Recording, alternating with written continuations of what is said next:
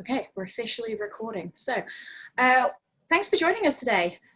Today is the Global Lawyers of Canada, University of Dundee Canadian Society Road to the Canadian Bar with our special guests, the University of Northumbria as well. So thank you so much, guys, for joining us. We did get a lot of questions ahead of time. We are going to try and cover as many of those as possible. But if you do have any questions, please do drop them in the chat box. We're going to do our best to answer as many as we can today. The only bad question is the one that you don't ask us. So make sure you ask us a question. So I'm going to share my screen. Hopefully this works.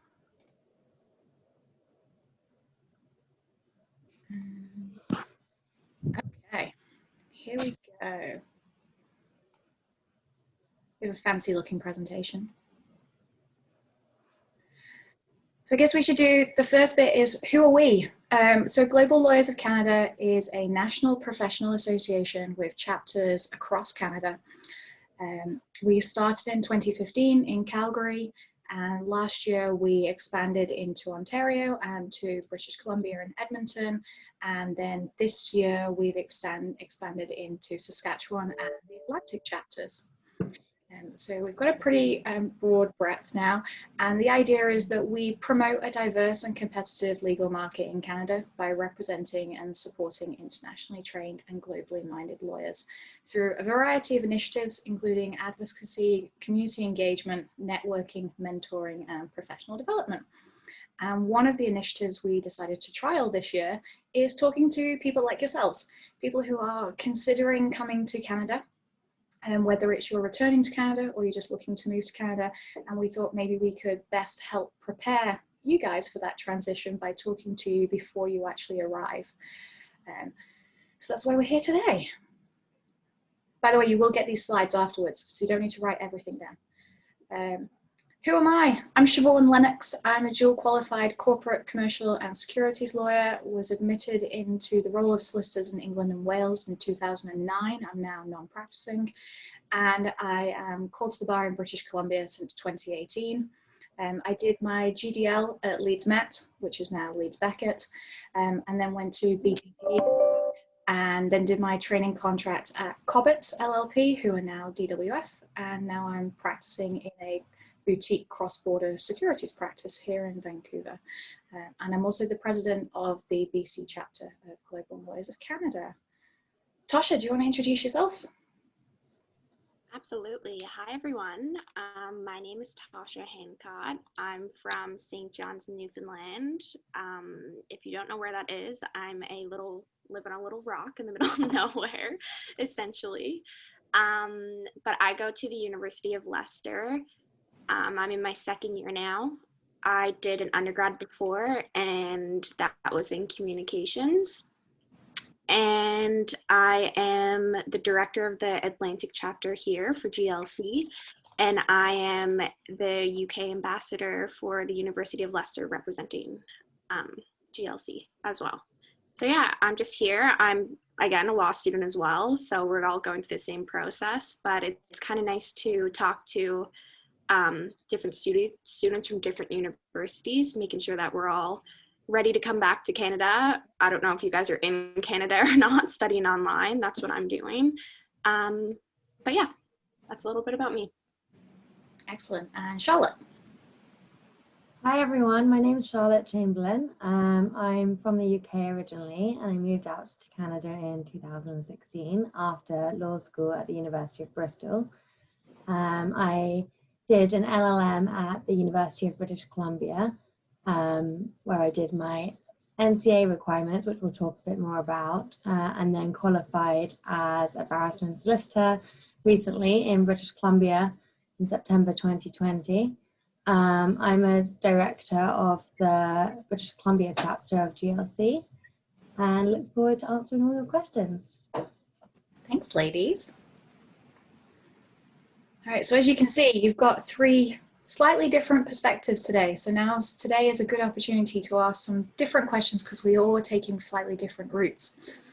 So we've broken down today into three stages of how you become licensed in Canada.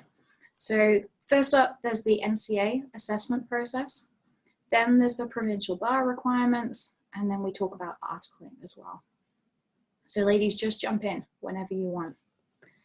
So as I say, you will get these slides. They are hyperlinked, so you'll get it all afterwards. Don't worry, we'll make sure. So the National Committee on Accreditation is a part of the Federation of Law Societies. And for those of you who aren't aware, there are 14 different law societies in Canada. They make up provinces and territories, and they're all part of this one central body called the Federation of Law Societies. And they make up the rules as to how you become qualified when you've trained abroad, and the process that they feel you need to go through in order to be at the same stage as somebody who's completed their JD at a Canadian law school. So they've set out various different policies. You can click on the links and it'll take you to the process. The NCA have got a very handy website. It's nca.legal, and if you go to it, they actually have a self-assessment tool which you can click on, and you can basically, it's like a tick box idea, and you put in all of your experience, because everybody's experience is slightly different, and it'll give you an idea of what they are going to expect you to need to do. So the main one is, do you have a qualifying law degree? Qualifying law degree allows you to practice law in the jurisdiction where you studied. So for those of you in Northumbria, that would be England and Wales, and for those of you in Dundee, it would be Scotland and potentially England and Wales, depending on the program that you're doing.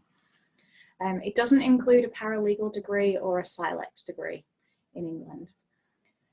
You submit your online application with required documentation and payment. That required documentation includes you needing to get transcripts from the university sent directly to the NCA. So you can't send copies, you have to ask uni to do it for you. So this is something to keep in the back of your mind, that if you are leaving the country, so you're leaving the UK, maybe you can do that before you leave. It's a lot easier to do before you leave school, to do that one. Sometimes you might want to get your qualifications assessed by an organisation such as WES, W-E-S. The reason being that our grades in the UK look significantly different to what they do in Canada. I mean, they don't know what a 2-1 is or a first is. They get grade point averages. So sometimes it's handy to get that done. It does cost a little bit of money, but then they give you a report that does side by side of what your grades in the UK mean as to what they mean in Canada. Because you'll also be not only providing your degree certificates, but you'll also be providing your actual course breakdown. So that's every single course grade you got, including those ones in first year where you only needed 40% to pass. So you'll be providing all of those. So once you've submitted them, once your file is complete, because you can send it in pieces, if you're still waiting for your degree certificate, you can send bits and pieces across. The NCA will review and assess your credentials. You will get a minimum of 5 core subjects that you need to do. These are the ones that the Federation of Law Societies has decided you all need as a basis to be the equivalent of a JD. And then depending on your experience and the type of degree you've done, you may then get optional subjects as well. So there's a few different ways you can meet those requirements. You can self-study and challenge the exams, or you can attend a Canadian accredited university and take individual courses. And this could be done through the LLM program.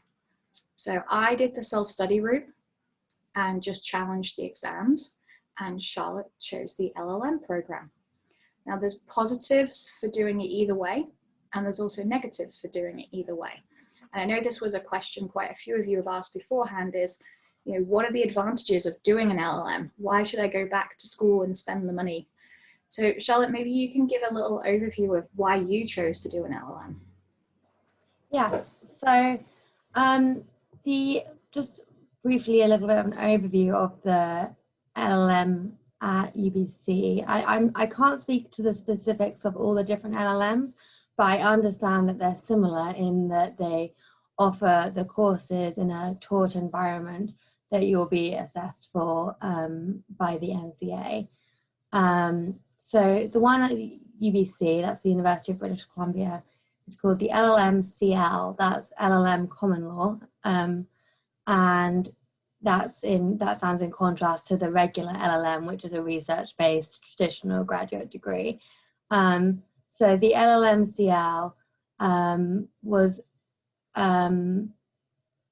offered over a year. You could start in May or in September, and that's based in Vancouver. And it was best if you'd got the certificate not the certificate, but the assessment from the NCA beforehand, so that you could go in knowing what courses you needed to get your NCA certificate. I got it beforehand, which was good, because then I planned to do my courses over the year. I was assessed for 5 courses. Some people are assessed for more than that. I did a very traditional 3-year degree. So I had also space to take a couple more optional seminars during maybe more than a couple, actually 3 more optional seminars during my LLM, which was really good. That was a big advantage, I thought, because it allowed me to get some extra sort of knowledge and specialization of sorts in certain Canadian law subjects that I think were quite attractive going forward when applying for asking positions, because they were things I could talk about from a Canadian perspective. Obviously, one of the most obvious advantages was the taught environment. If you really do much better in a taught environment compared to self-study, that would be a big reason to do the LLM.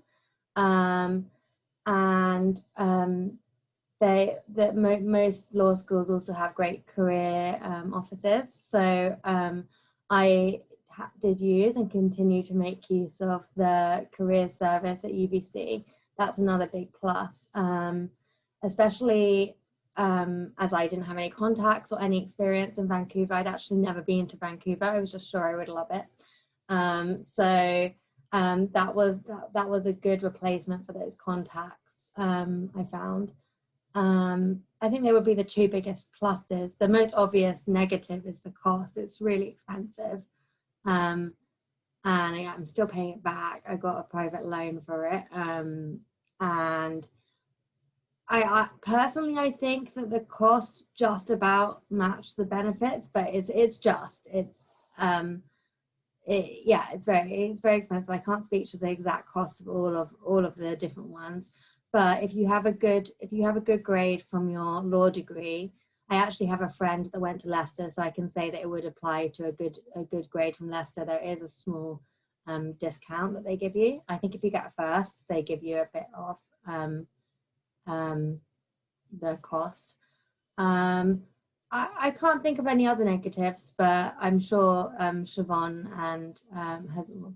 has thought about it because she did a different route. So if you have any other negatives, please chip in. Yeah, you make some really good points because it becomes a very personal choice. The LLM-CL is, as Charlotte said, it's a generic LLM. So it's a common law LLM specifically designed for internationally trained lawyers who are coming over.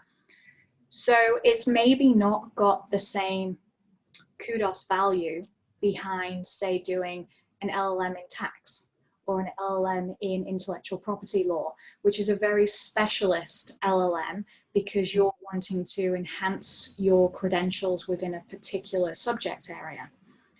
And so that's something to keep in mind, that you could go and do a specialist LLM. I know Tosha's brother is doing, is he just finished, Tosha? No, his program is 2 years part-time. Okay, so he's doing the tax law LLM at Osgood, right? Yeah. Yeah, and so, but he actually he challenged the NCA exams himself, and then he's doing his LLM afterwards to specialize in tax. So that's something else you could do as well if you really want to do an LLM because you want the benefits of it around a particular subject. And Charlotte makes a really valid point. It's important that if you are going to do an LLM, you need to let the NCA know ahead of time and tell them which program you're going to do and tell them which subjects you're going to do, because it may be that those individual courses that you're going to take within the LLM might not meet all of your NCA requirements. which means you might have to still do some self-studying and take some of those exams yourself outside of the program, which may be extra time, extra money, and extra heartache. On top of it, because if you've set yourself a goal of doing it within a certain time frame, and then you've got to do exams outside of it, so it's best to know up front what you need to do. Can I just chip in there? There's one other good positive in that respect at UBC. I can't speak for all the other law schools, which is that they have a specialist director for the LLMCL program who will liaise with the NCA. So I actually didn't check with the NCA, although that's a really good idea, that my courses would be fine. I just got my regular assessment from the NCA, and they told me my courses. And then I told the director at the law school what that assessment said, and I signed up for the courses that I thought were right. And the law school actually confirmed with the NCA that everything was fine in terms of the courses that I'd chosen. So you could, if you want to forward plan and you don't know yet whether you're going to do the LLM, you can actually get the certificate. It is worth, I think, getting the certificate anyway. You don't have to wait, I don't think, until you've got a place on one of these LLMs, because you can just go back at a later date and check with them that that's fine, that your courses are fine. Yeah, that's almost worth the money. If UBC likes deal with the NCA for you, it's like, yes, just pay money for someone else to deal with that for you. Great. Yeah, mine was quite simple, so to an extent I think they do that. Maybe if you were a complicated case, they'd be like, we've got a lot of people to deal with, you have to call them. Yeah, but my assessment was quite simple. So you weren't a troublesome child, let's put it like that. So then you do that. You do your exams, however long it takes. The average time that it takes to meet those requirements is 9 months to 18 months. I do know some people who have sat all 5 exams in one go. All credit to them. I think they're crazy, but I do know people who've done it and been successful. But that is the equivalent of 5 20 credit courses at university that you are self-studying yourself to sit in one exam block. So just keep that in mind. But now the way the exams have been done, so kind of jumping ahead in the slides a little bit here, but the NCAs have now moved all the exams online. They used to be, up until this year, that you had to go to an NCA approved test center and do it. And there was one in the UK, but the majority of people would fly back to Canada and take them. And you would sit down, it's open book. It was a 3-hour exam, and they would grill you on the different subjects. But now they're online, so you can take them from wherever you are in the world. And they're currently 4 hours long. We don't know if they'll stay being 4 hours long, and they are still open book. But they've changed the schedule. So there are now what they call rolling exams. So there are different subjects every month. But it does mean the way the schedule looks for next year, it's available on nca.legal on their website. It does look like each month there are a different subject. So it would probably still take you at least 2 sittings to complete the 5 core exams, and then whatever additional ones you have to do around it. So it's something just to keep in mind in terms of like how long it's going to take, and being realistic in your expectation of what you can manage, and every person is different on that one. So you do that, and then once you've met the requirements, the NCA will then issue what they call a certificate of qualification. Now that certificate of qualification is what you need to apply to whichever province or law society or territory that you want to work in and become a member of. So here's the overall plan. We're down here now. So provincial bar requirements, they are made up of bar exams, 2 bar exams, a solicitor's exam and a barrister exam, because unlike at least in England and Wales, you'll only become a solicitor or a barrister. Here in Canada, you become a barrister and a solicitor. Very weird for those of us who are solicitors to suddenly be barristers as well. And so it's made up of the 2 exams, but then also experiential requirement, and that experiential requirement is basically the equivalent of your training contract in the UK. Here they call it articling. It's anywhere from 8 to 10 months, depending on what year it is, because they've reduced the length this year because of COVID. But we'll see if it goes back up to the original 10 months. And different provinces have different requirements of the order how you can do it, the different ways that you have to go through the process. So for Charlotte and I here in BC, we had to secure an articling contract before we could then register for what they call the PLTC program, which is a 10-week course with the bar exams at the end. And we could start our articling term. In Ontario, you can do the bar exams without having articling lined up. And then if you're going to Alberta, Saskatchewan, Manitoba, and some other places, they do a course called the PrEP program, which is administered through CPLED, and there's requirements around that as well as articling. So we've kind of listed out a few examples for a few different provinces. So I don't know, is there any provinces that you're all thinking of moving to? Yeah. We should have one of those poll things. We should do one of those poll things. I'm rubbish at those poll things though. I don't know how to do them. I know, that would be good if you'd done that. We'll have to do that next time. Saskatchewan, look at that. Well, Olivia, we can put you in touch with our Saskatchewan chapter, because they'll be able to kind of give you a heads up around Saskatchewan in particular. Ontario, all right. Yeah, just I don't know that province, thank you. Saskatchewan, it's the one that's flyover. No, I'm joking. I just saw the new comment saying thank you. I said I don't know that province. True. Okay, so we've put in here an example for Vancouver. So this is specifically for Vancouver, because within each bar, you also, not only do you have the law society for the province or territory, but then you'll have what we call the individual bars. So we have the Vancouver Bar Association, and they have a few little quirks and idiosyncrasies themselves, and the Toronto Bar has something similar. And it's all around their recruitment deadlines. Now, bear in mind, this was written in the middle of COVID. So this might change for next year, we'll see. It seems to be in flux constantly. So it's something to keep an eye on the website.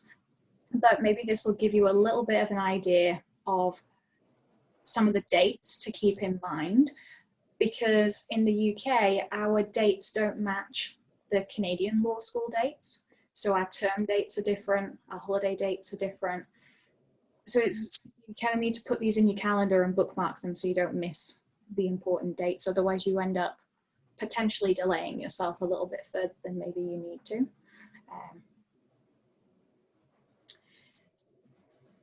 How to find a summer internship or articling.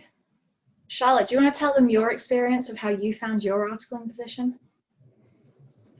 Yeah, mine was a bit non-traditional. So like Siobhan said, there is the VBA, Vancouver Bar Association guidelines, which is similar to in England, like a timeline of when you should apply. It's quite far in advance, basically, for positions. So I think you normally apply in about July for articling the September the year after, if you don't do a summer position in the firm.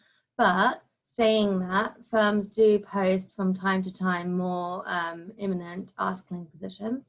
I wasn't so aware of the process as all of you already are getting yourselves informed when I started my LLM-CL. So I didn't do the far in advance applications. I finished my LLM-CL and just concentrated on getting good grades, etc. And then I planned to apply in the summer after my degree, so that would have left me a year in the middle. So I went and got myself a paralegal job in Vancouver, which I highly recommend actually. Like, it was really good experience. I was in a very small firm and I got a lot of hands-on experience, which really played well, I think, in my articling applications. And then while I was a paralegal, I found a last minute position on a law firm website, a large national firm in Vancouver, and they were looking for an articling student in 2 months' time, or maybe even 6 weeks. So I started that about a year after finishing my LLMCL. Strangely, it wasn't actually posted on that position I found, wasn't posted on the UBC job board. Normally the career service is very quick on those. So I would highly recommend having a list of firms you're interested in and just checking their websites regularly for articling positions. Because I don't know this for a fact, but I do think that I was successful in getting that position because most people wouldn't be available to start in 2 months and have all their NCAs done, or not already have an articling position, because a lot of people, I think, just accept an articling position finally when they want to start, because they're coming to the end of the LLM or they've got their NCA, and they just think they have to article now, so they accept whatever. But I would highly recommend just holding out a little bit, and doing something like getting some other experience, like as a paralegal, perhaps just hold out for a year or so to try and get what you really want, because I could have applied to some other firms that I wasn't so interested in, but I thought I'm going to give it 18 months or so, and try and find a position I really like, even if it means not articling for it that 18 months. And then I could have broadened my scope a little bit and applied in other firms. But these sort of jobs do come up. So unlike that VI law portal that you can see on the PowerPoint right now, just check in on law firm websites as well and all the job boards. And yeah, that's how I found mine.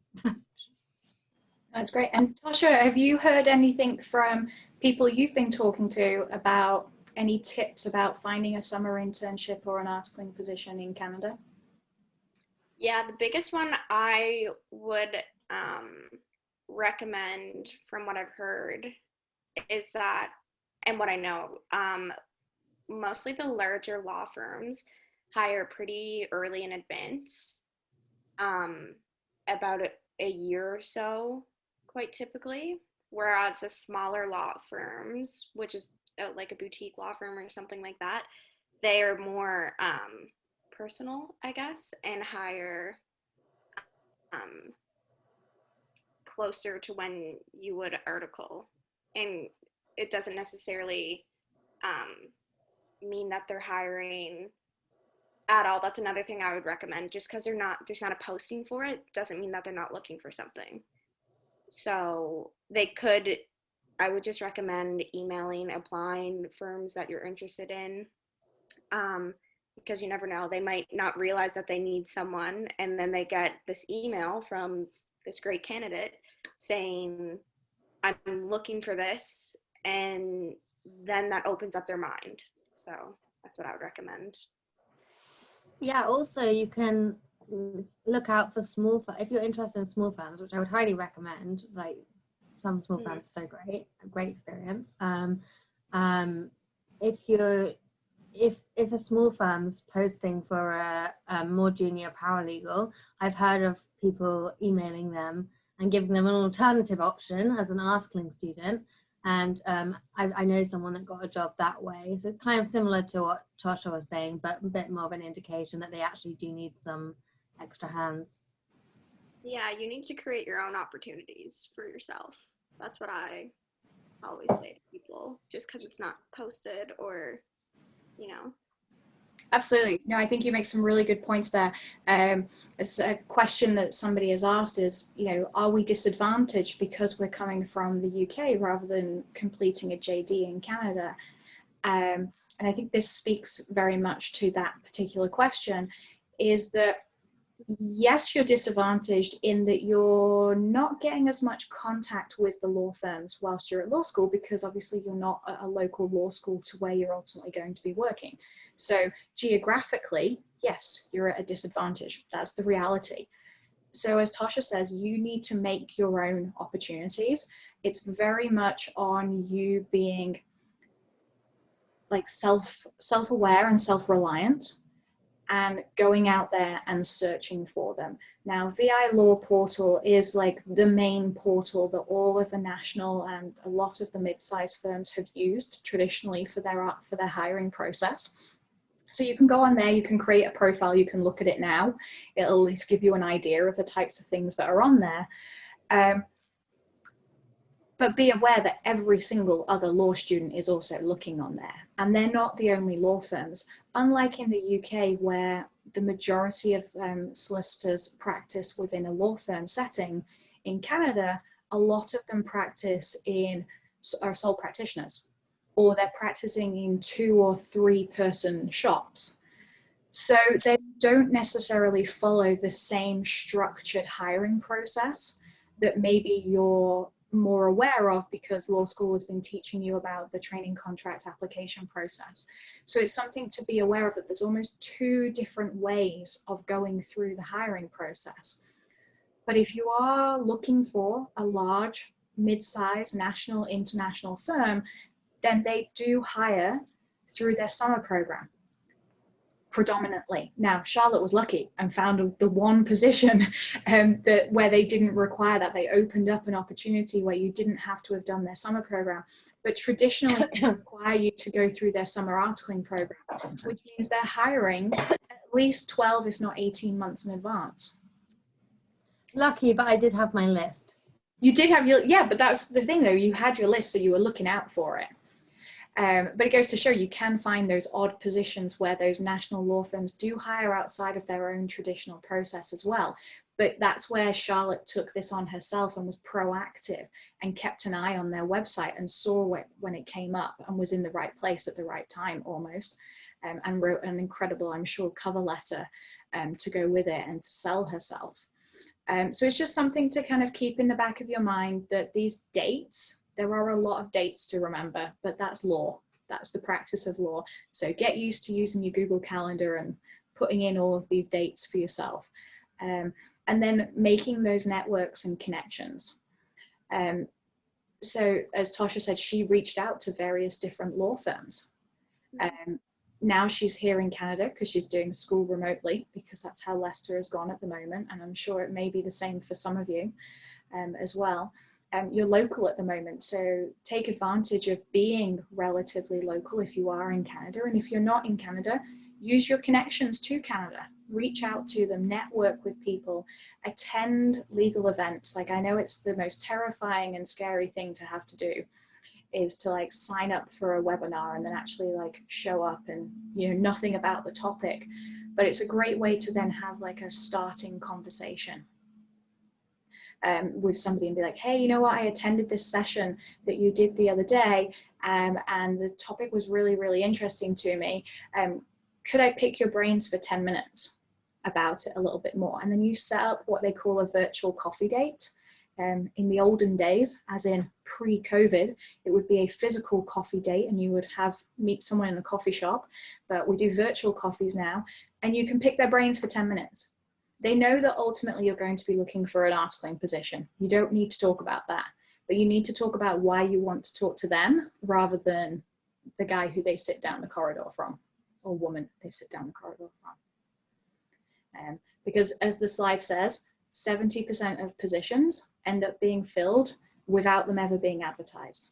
So my articling position was never advertised.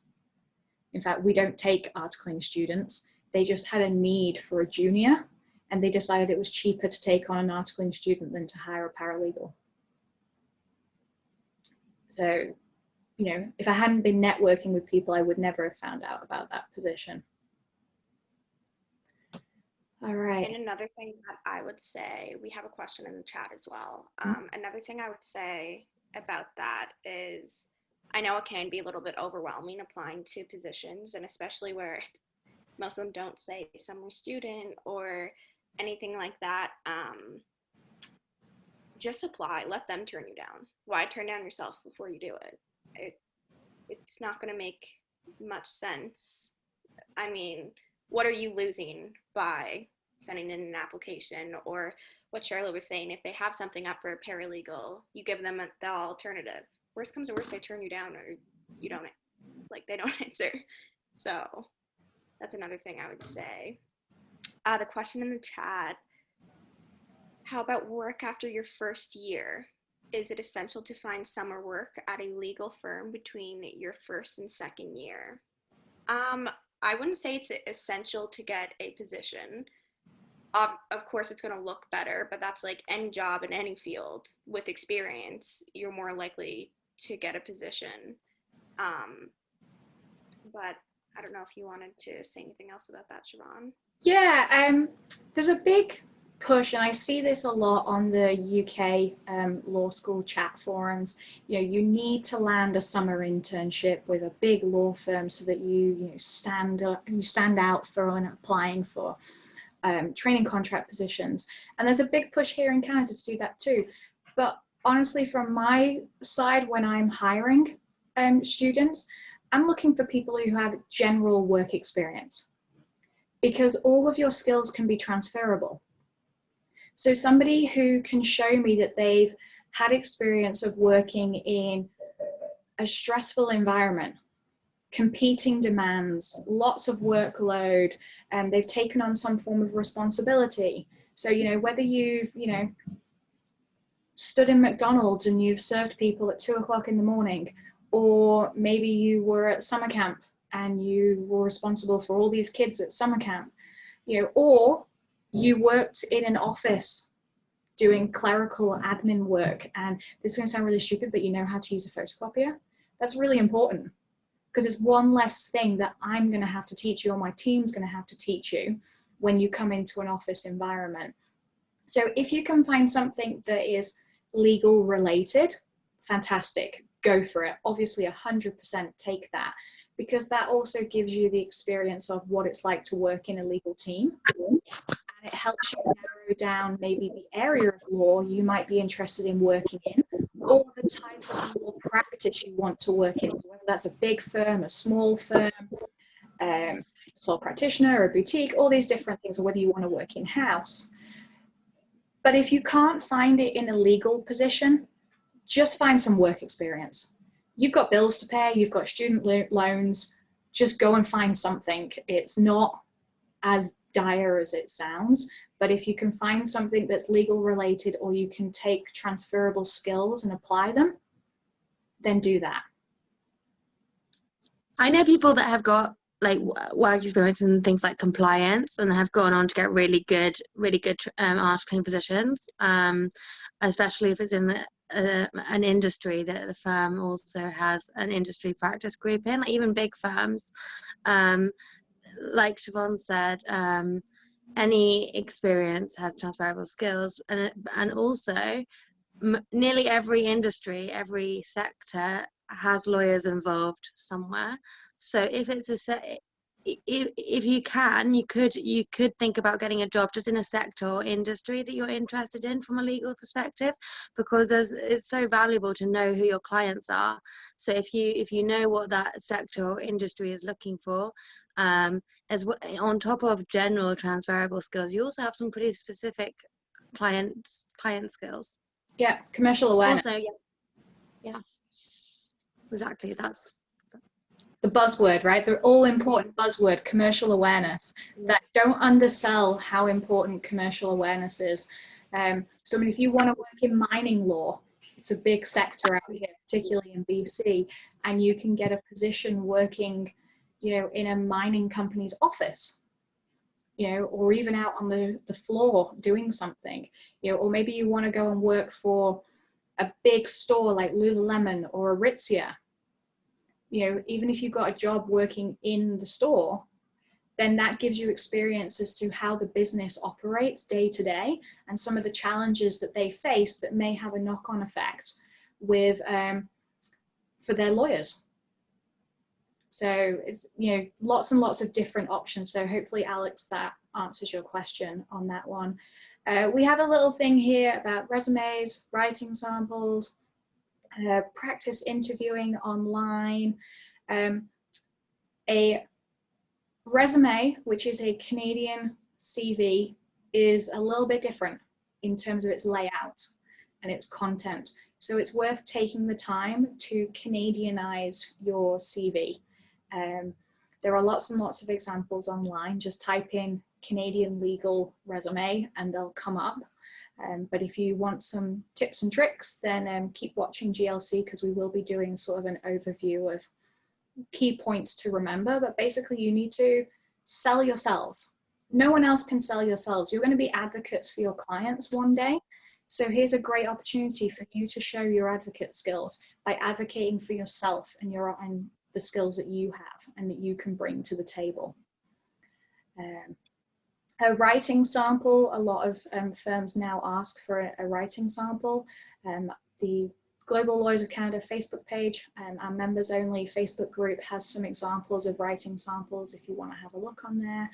References, a Canadian reference is preferable just because it makes it easier for the employer to vet your credentials if it's a known quantity, as in they're Canadian. But don't be put off by having references from the UK or other parts of the world. When I was applying, a lot of my references were from the UK. They were from law firms that I worked at previously in the UK. So they still have value behind them. Charlotte, do you have This is another good reason to. We're okay? Mm-hmm. Oh yeah, sorry, I thought I had a bit of a delay. My internet's a bit weird. I got kicked off a minute ago. So that's another good reason to not worry about having an articling position straight away. Like both of my my two references were, I was told by my firm, one of the main reasons that I got the articling position, and one of them was from a lawyer that I worked with as a paralegal. It was super relevant to Vancouver specifically, yeah, I just like I said, the paralegal position was definitely one of the best experiences that helped me get an articling position. And if I'd got an articling position earlier, that wouldn't have happened. It probably wouldn't have been as good articling position. I'm just going to throw in another tip here, just because it might be like super basic, but I want to make sure that everyone knows it. If you do have references, make sure you let them know that ask them if they will be a reference, and let them know that you're applying for specific positions, because it's not going to look good if they get an email or a call and the reference you chose has no idea, or is in the middle of work, or doesn't know what you're applying for, and is saying that on the phone. Oh, sorry, I didn't know. Give me a minute to collect my thoughts. That isn't the best look either. So that's just another tip to make sure you're very transparent about your references. Yeah, great tip. And you don't always have to give your references at the beginning of the application. It's normally when you get through to the next stage that they'll ask for your references at that point. So you don't have to like tell your references, hey, I'm applying for these 100 positions, if that's how many positions you're applying for, which I don't know if any of us would recommend applying for 100 positions. We recommend you tailor it down to a smaller number and you go for quality over quantity. But we do know people who do apply for 100 plus positions. So yeah, you don't need to give your reference details straight away. So you can wait until you're through to the next phase where they ask for your references, and then you can just shoot the reference person an email and just be like, hey, I'm applying for this articling position or this summer student position. They've asked me to provide references. You mentioned in the past you'd be a referee for me. Are you still okay to do that? All you need to send. Super short email to them, just letting them know. And the majority of them will be like, yeah, no problem, go for it, kind of thing. But it's good to kind of, you know, especially if you're going to use some references from like law professors in the UK, give them a heads up that you'd like to use them as a reference and make sure they're okay about it before you leave school. It's one of those things that's easier to do in person. All right, now we get to the fun bit. Your questions. So here's your chance to ask us anything we haven't covered. I know we like whizzed through all of that. So I'm sure there's more questions out there than we are actually able to like attempt to answer. So you can either like raise your little hand, either your real hand or your virtual hand, or you can type it in the question box. It's up to you. Or you can just pop off your microphone and... Yeah, turn off your microphone, ask a question. Yeah. Jamal, go for it. Hey, so I think well, not I think, I got on here a bit late. With the NCA requirements, does that take place after you're done your 2 years or 3 years, or can you chisel away at that, say, over the summer, or you know, before you're finished those 2 years, or is it kicks in after you actually get your degree across the pond?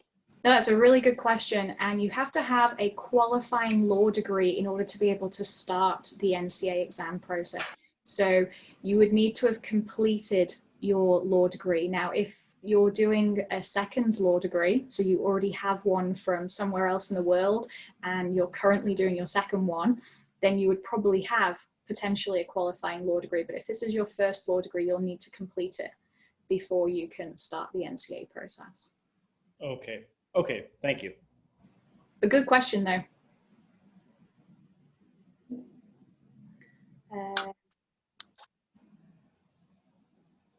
Lila, do you want to unmute yourself and ask your question?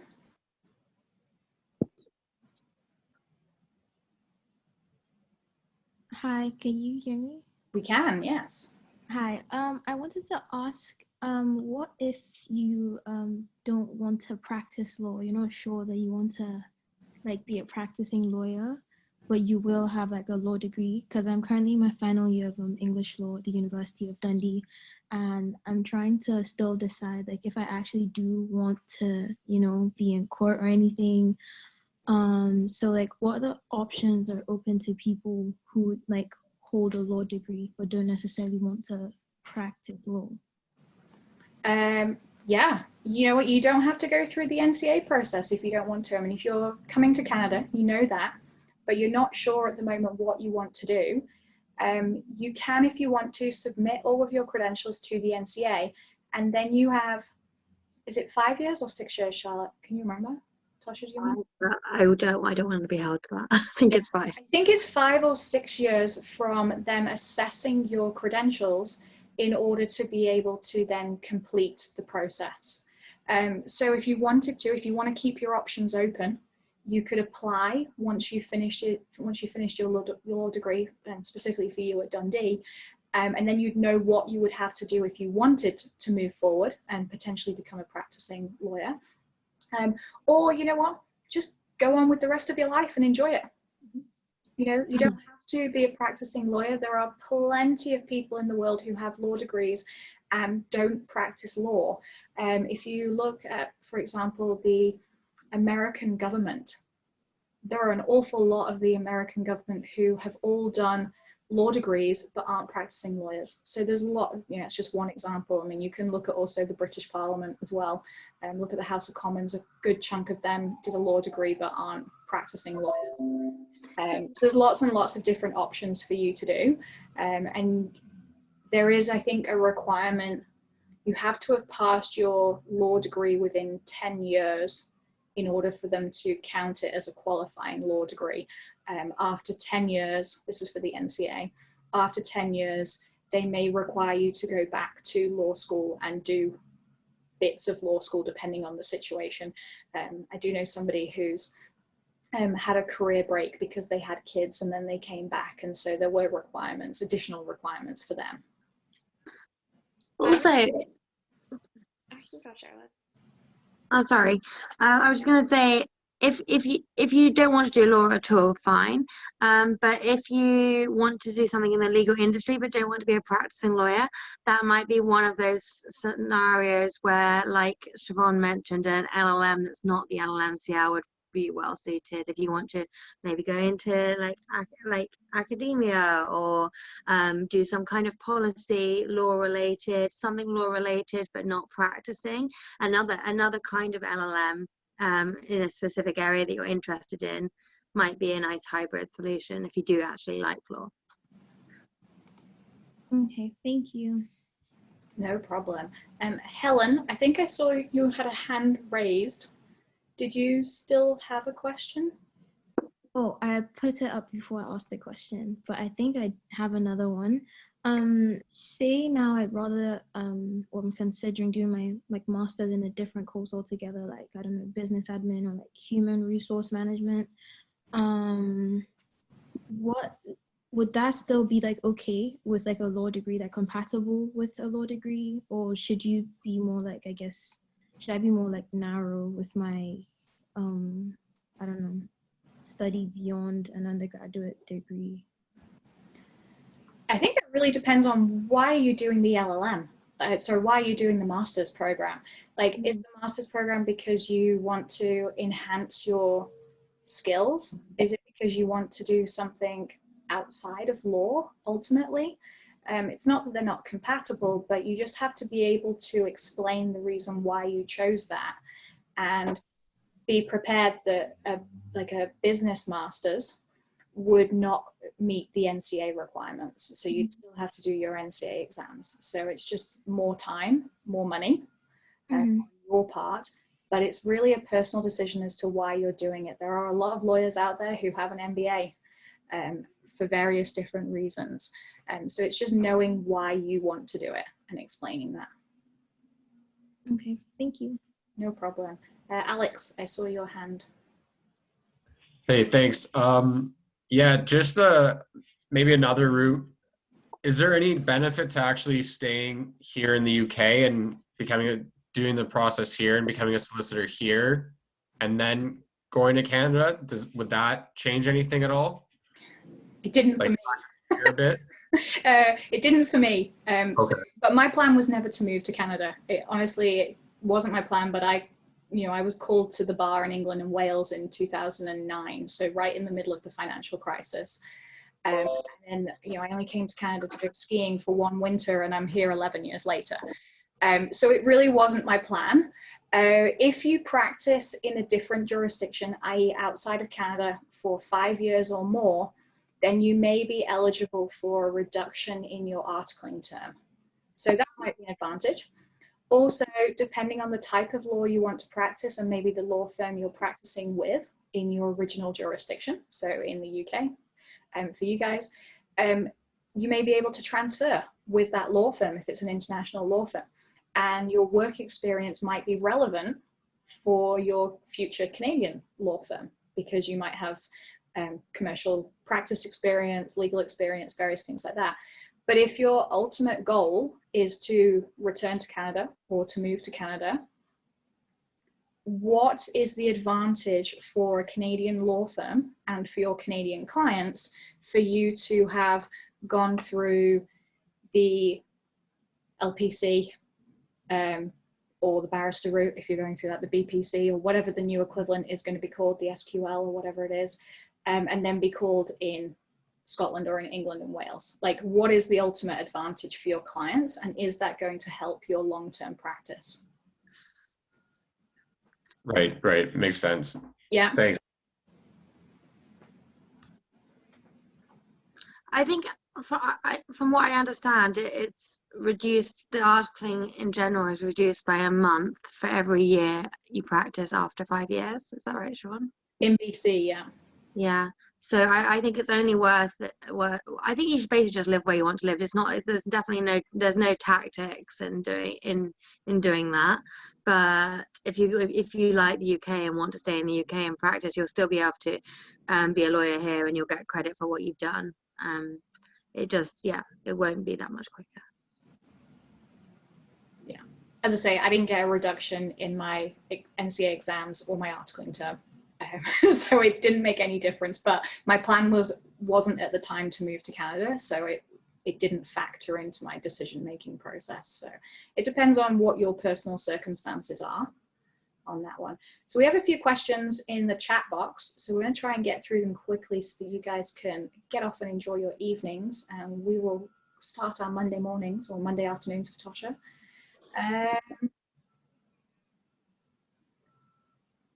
So James, what specifically do you think employers are looking for in securities? Just commercial awareness, or will you need to demonstrate more? Okay, I'm going to make this a little broader than just securities. I'm going to make this for any articling position that you're applying for, because I think this applies. When you're applying for any position, whether it's a summer student position, articling position, or an associate position, a junior associate position, what they really want is your enthusiasm. They want you to demonstrate you have an interest in the practice that they practice in, so the area of law they're practicing in. So it doesn't they're not expecting you to be able to tell War and Peace on a particular subject. You are an entry-level position. You're coming in as a trainee for them to train and mold and make you the fantastic lawyer you're going to be. But showing that you have an interest in an area and that you've done your research on their firm, on their practice, is more important. So if you've done a course at university, so for example, if you were, like James was interested in securities law, if you'd done a securities law module, you could demonstrate, hey, you know what, I took the securities law module. I know it's maybe not Canadian securities law, but there's a lot of transferable parts about it. And it's a really interesting area to me because, and then expand on why it's interesting to you. Don't just say it's interesting because everybody writes that it's interesting. You need to explain why it's interesting to you.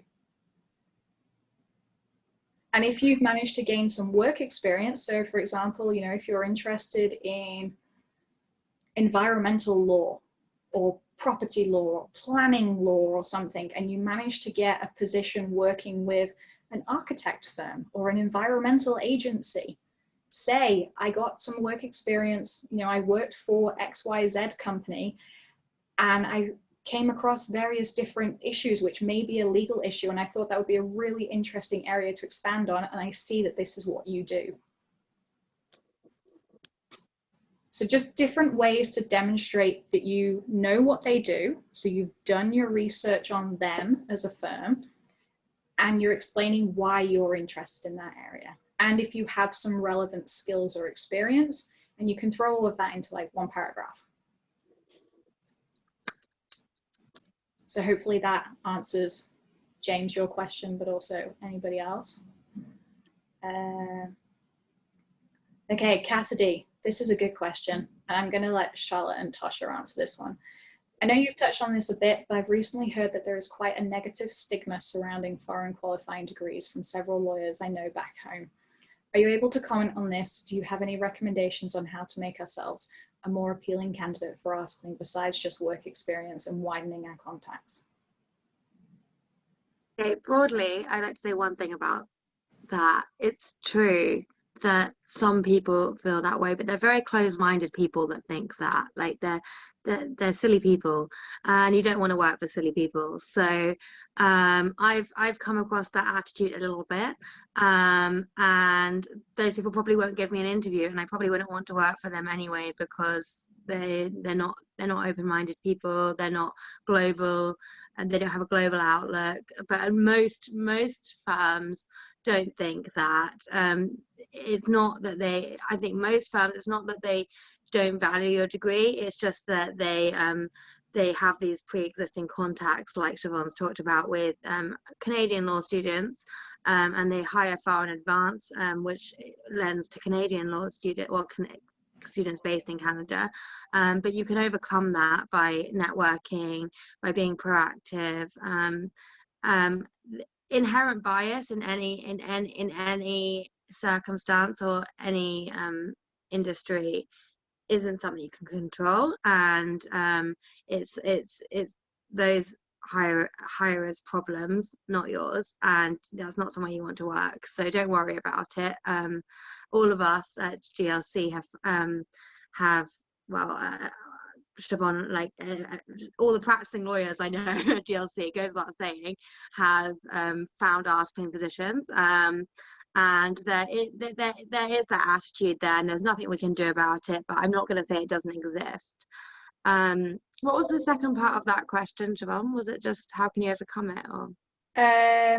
Yeah, how can you make yourself a more appealing candidate besides just work experience and widening our contacts? Yeah. Okay, so I think that one big thing for those employers that aren't just inherently biased and closed-minded, they might need, if they haven't seen applications like yours before, with the UK background, especially smaller firms might not have come across that, whereas the hirers in big firms probably know what they're looking at. You might want to just tailor your CV to make it look more like the CVs that they're used to seeing, your resume. I did that, and it had a lot of I saw an instant change in my success rate. So this is probably very relevant to anyone that is from the UK like me, because it was a whole new vocabulary.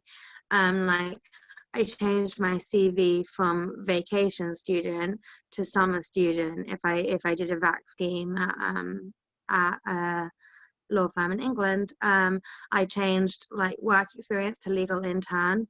I changed mini pupillage, if you ever did one of those in England, to legal intern. I just made everything, I Canadianicized everything, so that my CV could be put against someone from a Canadian law school CV, and it was like for like. And I never did that. I think I never did that certificate, that transcript translation thing, but if I didn't know about it, but I think that's a good idea, just to help these employers see that you're a comparable, ideally better candidate.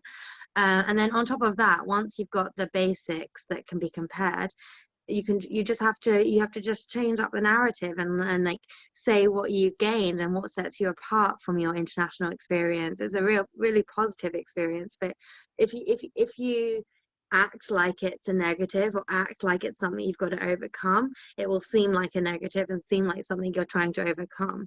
Whereas if you switch it up and make it a positive, they're gonna know. They're not gonna. You can't pretend that you didn't do law school in the UK, so they're going to know anyway. So you might as well talk about it and say everything you gained from it. And if you're interested in industries that have a global angle, and you've got some law school experience in like certain areas of law that like tie in with those industries, like maybe it's corporate law, you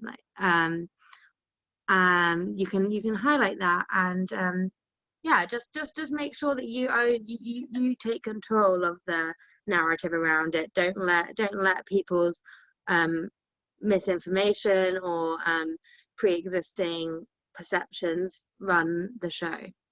I have a couple things to say about that as well. The biggest thing is a lot of lawyers or people in HR or people in Canada, they just don't know. They just don't know why you're doing a UK law degree over a Canadian degree, and they don't know the process. So you're probably they're gonna come at you with all these questions, and in all the interviews I've done, it's been quite similar questions. So why did you choose a UK law degree? What's the process of coming back? When are you done? Did you have to write the LSAT? And their questions sound negative, but they're not. They just don't know the difference. So when you get asked these questions, kind of have a shield up to be prepared that every interview I go in, I know I'm going to get those questions now, and I have an answer prepared for all of them. And they're not trying to be ignorant for the most part, from my experiences. They just don't know the difference, and they want to learn that. And even if they don't, even if you have this slight view that change it in your mind. That's another thing I would say. Change their point of view, you know.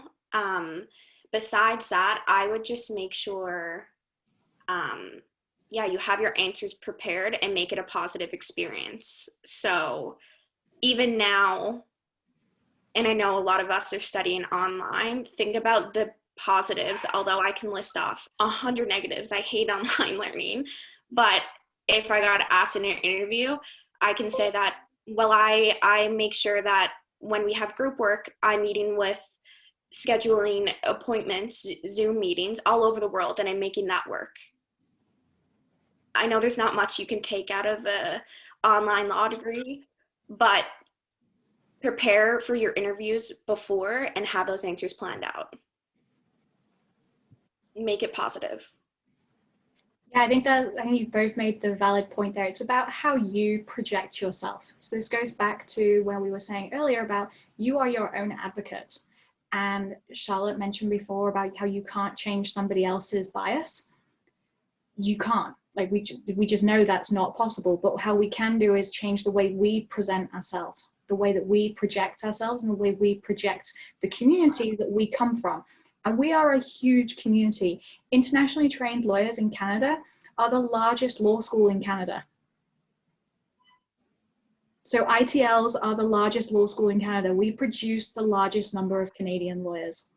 So that's something to keep in the back of your minds as well, is that you're not an odd one out anymore. There's an awful lot of us here for various different reasons, but it's how you project yourself, how you explain your story, how you teach your story.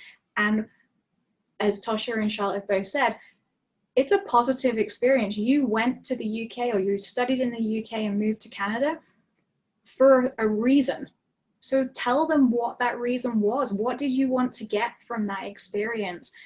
And then demonstrate why that's useful for them and their clients. Yeah, so like have the answers prepared out in your head. Yeah. And make the answers a way that's truthful to yourself. And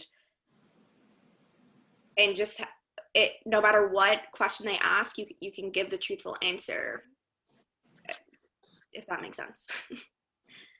Yeah, absolutely. Go on. Sorry, I was just going to say, I've heard this from a few people, and it's not first-hand experience from either you, Siobhan, or I. But I've heard some people that are Canadian go to law school in the UK instead of applying again in another year to law school in Canada. They didn't get in the first year, so they've got this great option to go study abroad. I heard one of our directors the other day talk about that, and from what I understand, it's quite a big proportion of people that might go to the law school in the UK, because they have that option rather than just continuing to apply in other years. She was saying that she had success just saying that she was super driven and had this opportunity and wanted to get on with her law degree and get on with her law career because she's ready to go.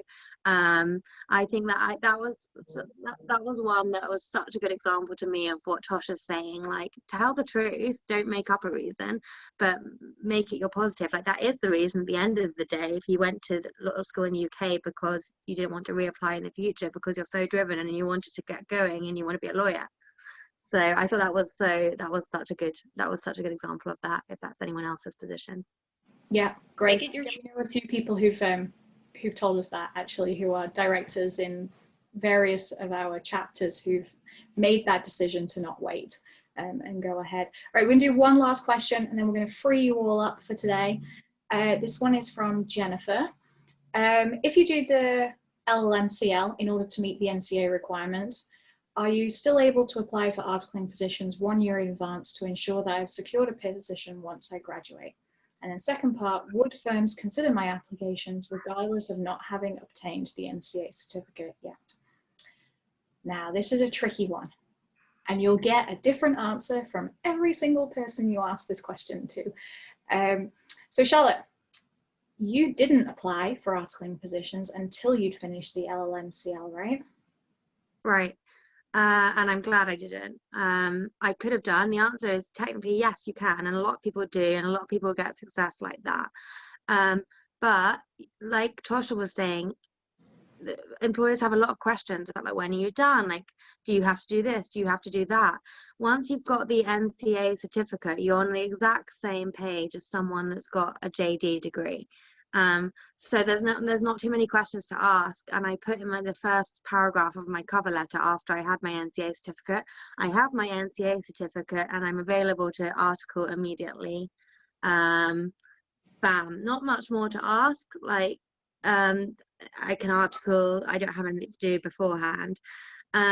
Also, because I did the LLM, I had my Canadian transcripts, so I had a lot more success with my NCA certificate and my Canadian transcripts.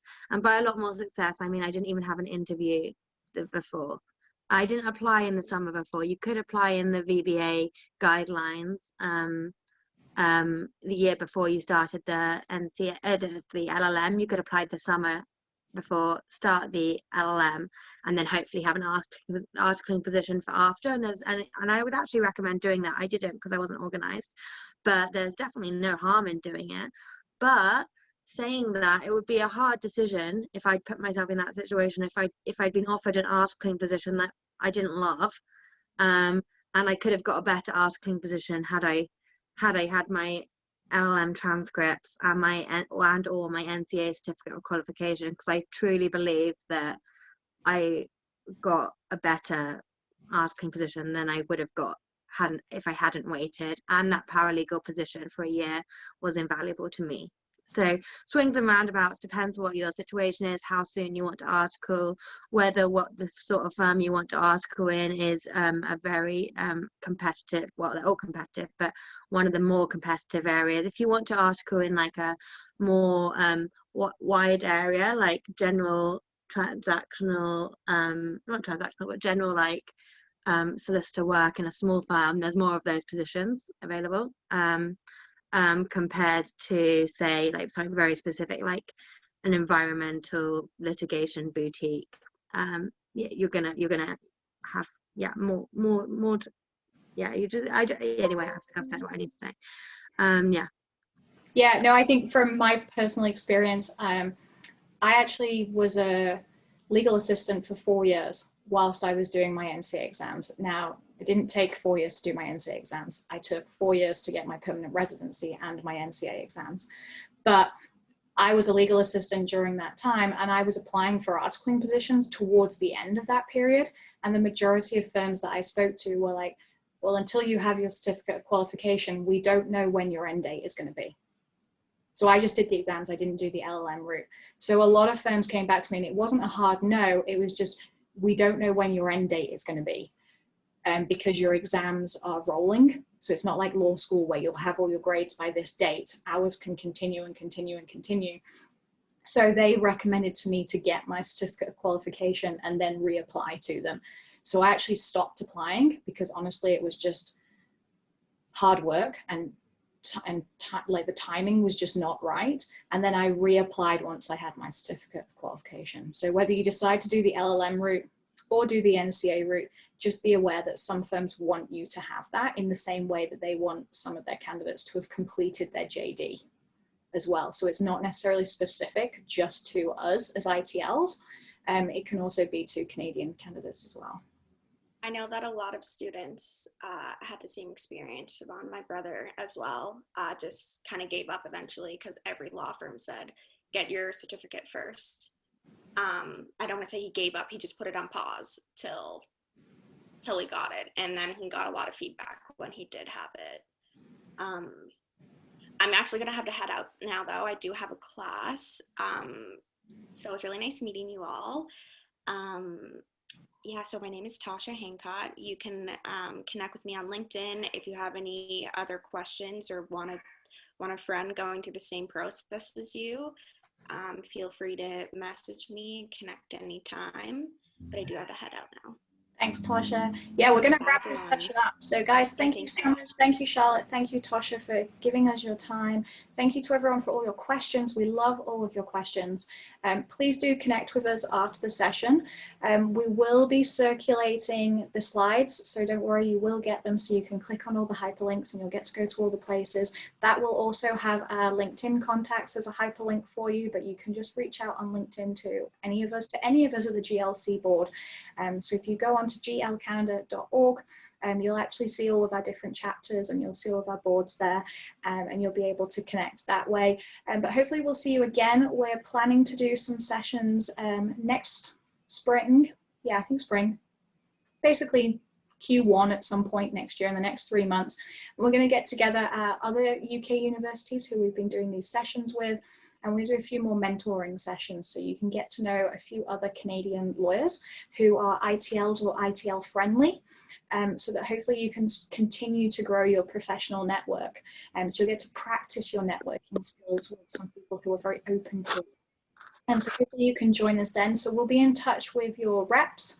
So we now have a rep for each of your universities. So we'll be in touch with them to organise that one so it falls around assessment time nicely. So it's not bang in the middle of exam time or something. But guys, have a fantastic rest of your week. Good luck. For those of you who are in Tier 3 lockdown, I really feel for you. My parents are in it too and they're hating it, but if it makes you feel better, we're about to go into something similar here in BC as well, I think. But keep in touch. If you have any questions, do reach out. We're here to cheer you on. And we do have mentoring sessions, virtual mentoring sessions every week. They are in the middle of the night if you're in the UK, but you are welcome to join us for those topics. We have one on Thursday. It's 5 p.m. Pacific, 8 p.m. Eastern, so it really is late for you guys. But it's going to be with an internationally trained lawyer who is the partner for a disability law firm. So she does specifically disability law, which is quite a niche area.